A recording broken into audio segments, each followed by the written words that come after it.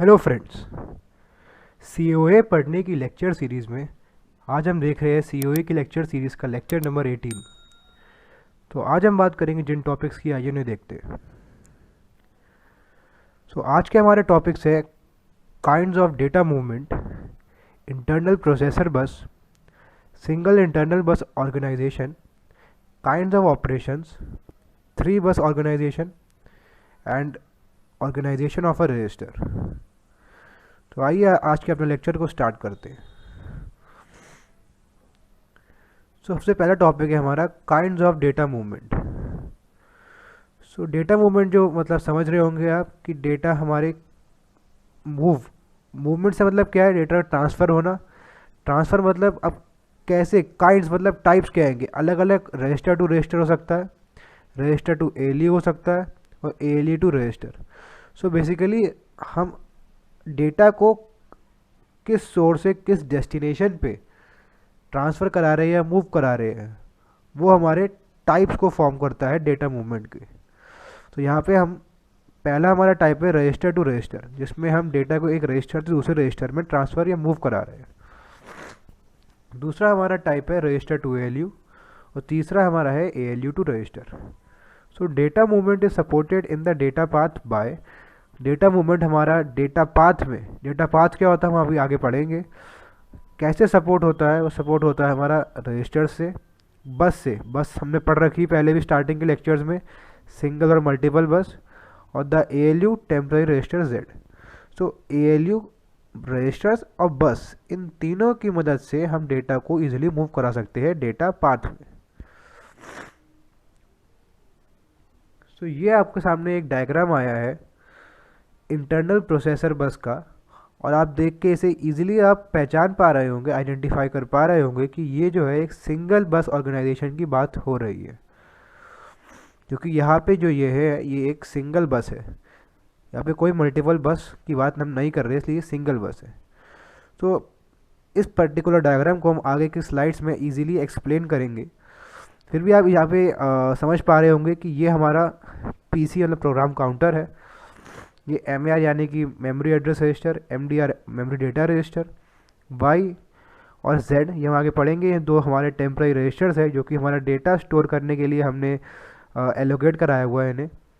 मक्स मतलब आप जानते हैं, मक्स मतलब मल्टीप्लेक्सर, जो कि हमें कांस्टेंट 4 को सिलेक्ट करने में मदद करता है, जिससे कि हम पीसी को इंक्रीमेंट करा सके। Instruction decoding and control unit, जो कि हमें इंस्ट्रक्शन को प्रोवाइड करता है बस में, और कंट्रोल सिग्नल जनरेट करता है जिससे कि हम इंस्ट्रक्शन को डिकोड कर सके। IR मतलब instruction register. R0 to Rn-1 हमारे ये है जनरल पर्पस रजिस्टर्स।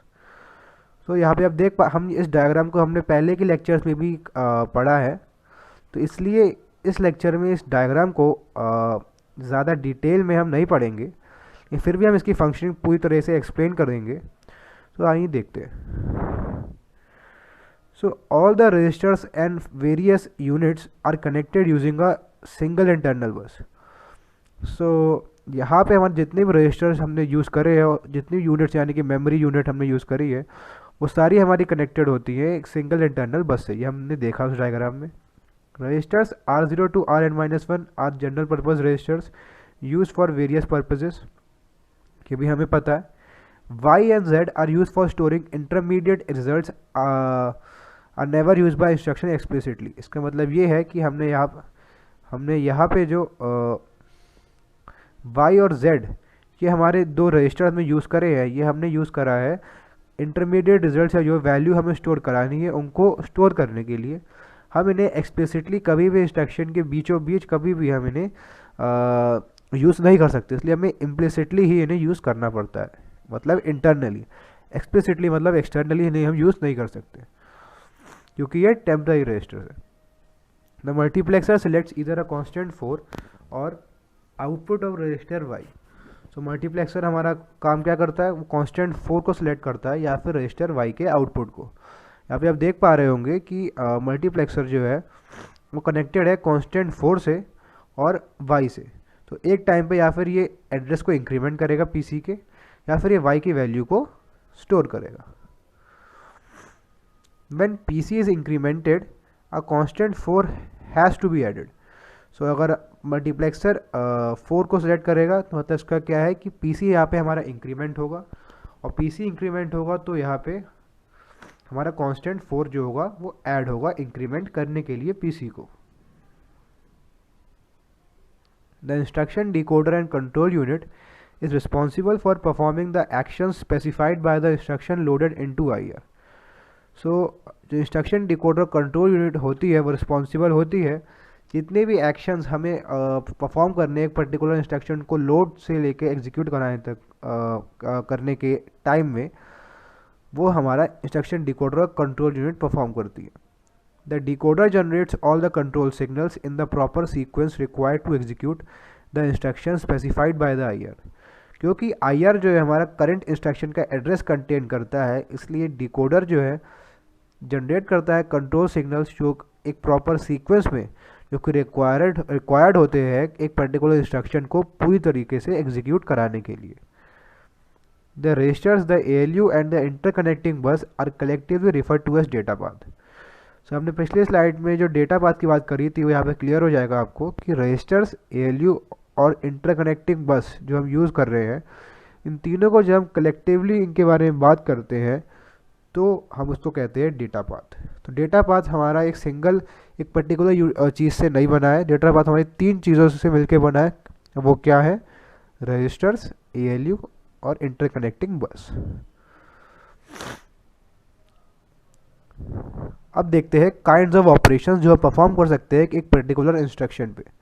तो transfer of data from one register to another, अगर हमें किसी डेटा को ट्रांसफ़र करना है एक रजिस्टर से दूसरे रजिस्टर में तो हम परफॉर्म करेंगे मूव ऑपरेशन, यानी कि मूव R1 R2 से समझ में आ रहा होगा आपको कि यहाँ पे हम R2 के डेटा को मूव करा रहे हैं R1 में। परफॉर्म अरिथमेटिक और logic operation on data loaded into registers. So arithmetic और लॉजिक ऑपरेशन परफॉर्म करने के लिए हम यूज़ करते हैं ऐड ऑपरेशन, जैसे कि अगर हमें ऐड कराना है डेटा R1 और R2 के रजिस्टर्स की वैल्यूज़ को तो हम ऐड ऑपरेशन को यूज़ करेंगे। Fetch the content of a memory location and load it into a register. So अगर हमें किसी मेमोरी लोकेशन के डेटा को फेच कराने के बाद उसे लोड कराना है रजिस्टर में तो हम कैसे करेंगे? हमें यहाँ पे देख रहा होगा मूव R1 LOCA। LOCA मतलब content present at the location या फिर एड्रेस ऑफ ए पे, उसको हम मूव कराएंगे R1 पे। तो यहाँ पे हम पहले उसके कंटेंट को फैच करेंगे, बाद में उसको हम लोड यानी कि मूव करा देंगे R1 रजिस्टर में। Store a word of data from a resistor into a given memory location.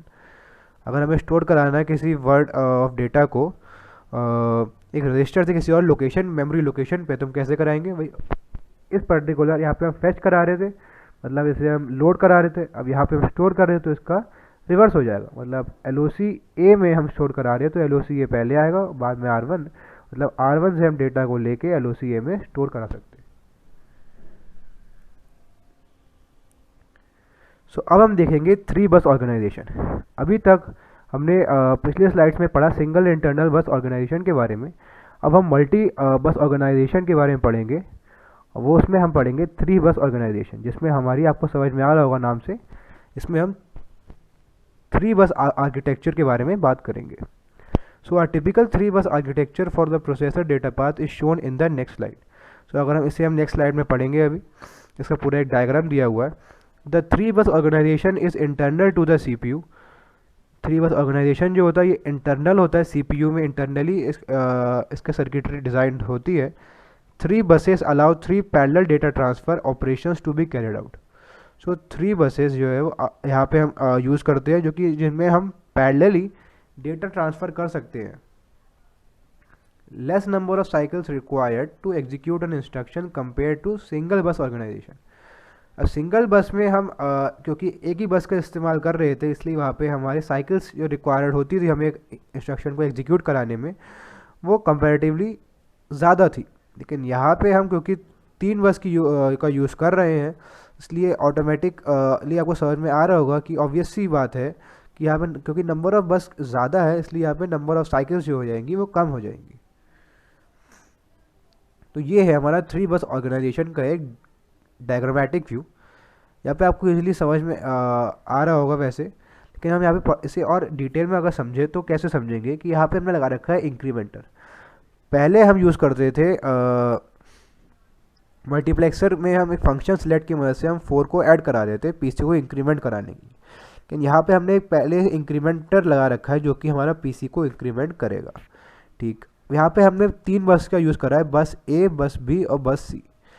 बस ए बस बी हमारी दोनों एक साथ है और बस सी हमारा थोड़ा स्पेस में है।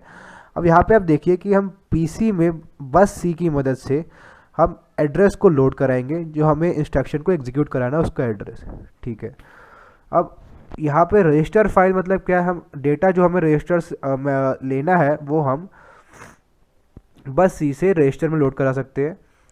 ALU जो है यहाँ पे हमारा अरिथमेटिक और लॉजिक ऑपरेशन परफॉर्म करने के लिए यूज़ होगा।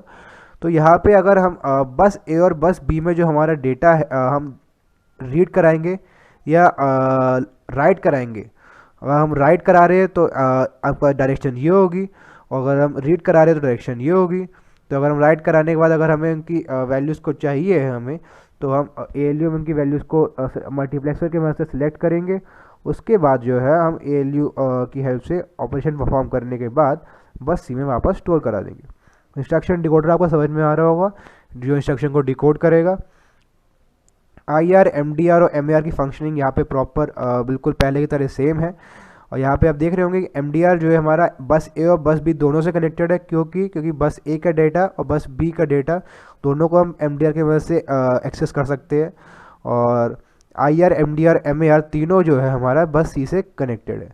और यहाँ पे हमने ये लगा रखी मेमोरी यूनिट। मेमोरी यूनिट में हम MDR जो वो कनेक्टेड हमें डेटा बस से, और MAR जो है हमारी कनेक्टेड एड्रेस बस से। तो ये काफ़ी, अब इसमें देख रहे होंगे क्योंकि यहाँ पे हमने एट एक पर्टिकुलर टाइम पे हम 3 बस को यूज़ कर रहे हैं, इसलिए पैरेलली हम डेटा ट्रांसफ़र कर भी सकते हैं और करवा भी सकते हैं, मतलब रीड भी कर सकते हैं, राइट भी करवा सकते हैं। तो अगर हम एक बस से मान ली डेटा रीड कर रहे हैं, दूसरी बस से डेटा राइट कर रहे हैं, सो यहाँ पे एक एडवांटेज है as compare to single bus organisation. तो आपको इजीली समझ में आ रहा होगा कि क्यों हमारा 3 बस ऑर्गेनाइजेशन जो है ये हमारा इजी है और एडवांटेजेस है as compare to single bus organisation के कंपैरिजन में।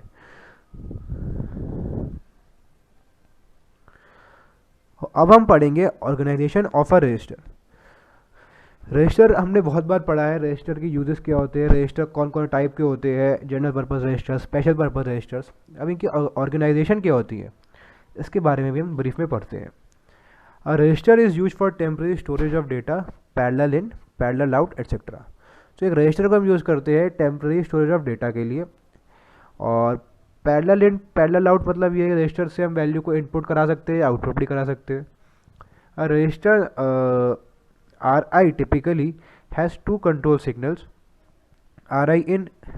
एक रजिस्टर RI मान लीजिए, कोई रजिस्टर है RI, उसके 2 कंट्रोल सिग्नल्स होते हैं, यानी कि RI in मतलब use to load the register with data from the bus, और R out use to place the data stored in the register on the bus.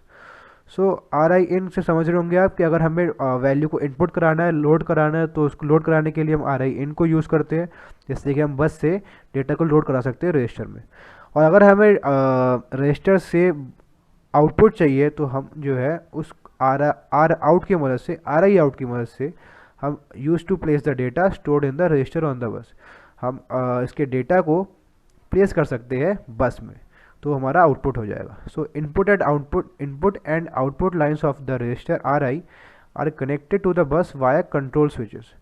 सो यहाँ पे हमारा जो है इनपुट एंड आउटपुट लाइन्स जो है वो कनेक्टेड होती है रजिस्टर RI से कंट्रोल स्विचेस की मदद से। ये भी हम आगे अपने डायग्राम में पढ़ेंगे।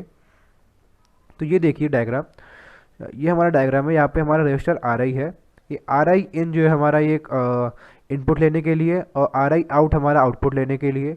ये आपको दिख रहे होंगे, ये हमारे कंट्रोल स्विचेस है, इनकी मदद से ही हम जो है आपके डेटा को इनपुट या आउटपुट करा सकते हैं। अगर RI in की वैल्यू 1 है और इसकी वैल्यू 0, मतलब हम इनपुट ले रहे हैं, आउटपुट नहीं ले रहे। और RI in की वैल्यू 0 है और RI out की वैल्यू 1, तो हम मतलब आउटपुट करा रहे हैं डेटा को। यहाँ पे जो है ये एरो की थोड़ी सी डायरेक्शन गलत है, इसलिए आप इसे करेक्ट कर लीजिएगा अपने नोट्स बनाते वक्त। तो यहाँ पे डायरेक्शंस की ऐसी नहीं होनी चाहिए, यहाँ पे RI out की डायरेक्शन अपोजिट होनी चाहिए RI in के कंपैरिजन में। तो ये पहले रजिस्टर RI से डेटा जाएगा और हमारा बस में जाएगा, तो ये डायरेक्शन अपोजिट होगी। सो अगर आप नोट्स प्रिपेयर करते हैं हमारी स्लाइड्स को देख के, तो आपसे रिक्वेस्ट है कि आप ये डायरेक्शन को चेंज कर लीजिएगा। आर आई इन की डायरेक्शन बिल्कुल सही है। So when R I in equal to 1 the data available on the bus is loaded into R I. तो जब आर आई इन हमारा 1 होगा, so data available on the bus is loaded into R I, मतलब input हो जाएगा data. When R I out equal to 1 the data from the register R I are placed on the bus. क्योंकि हम R I out से data को place करेंगे बस में, इसलिए डायरेक्शन यहाँ पे अपोजिट होनी चाहिए। So clearly when either RI in or RI out equal to 0, then nothing happens. So अगर जब RI in 0 है या फिर जब RI out 0 है, तब हमारा कुछ भी नहीं होगा। So friends, इसी के साथ हम आ गए अपने लेक्चर 18 के एंड में। So आज हमने डेटा मूवमेंट के टाइप्स पढ़े, हमने सिंगल बस ऑर्गेनाइजेशन को पढ़ा, 3 बस ऑर्गेनाइजेशन को पढ़ा, और एक रजिस्टर की ऑर्गेनाइजेशन क्या होती है हमने इसके बारे में जाना।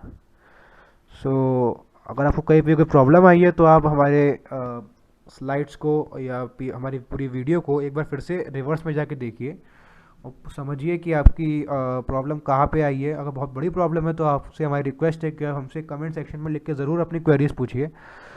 और अगर आपको हमारी वीडियोस जो है वो अगर आपको हमारी वीडियोस पसंद आ रही हैं तो मेरी आपसे एक रिक्वेस्ट है कि आप हमारी वीडियोस को जितना हो सके उतना शेयर करें। कि अगर आपको हमारी लेक्चर सीरीज़ काफ़ी अच्छी लग रही है, लग रहा है कि पूरी लेक्चर सीरीज़ हिंदी में भी है, काफ़ी हेल्पफुल है, आपको इजीली समझ में आ रही है, तो अगर आप जितना हो सके उतना शेयर करेंगे तो वही हमारे लिए एक तरीके से हमारा रिवॉर्ड होगा। आपको कैसी लग रही है हमारे लेक्चर्स, आप हमें ज़रूर बताइए कमेंट सेक्शन में लिख के। So friends, for more videos don't forget to subscribe our channel and also press the bell icon. So till then, this is Aman Chabra signing off.